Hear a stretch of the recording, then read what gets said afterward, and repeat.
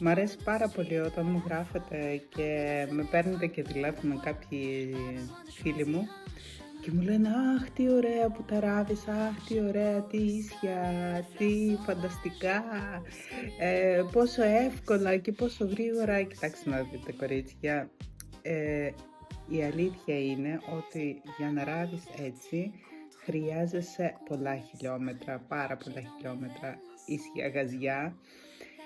Και να σας πω και την αλήθεια, όταν αρχίζετε να ράβετε,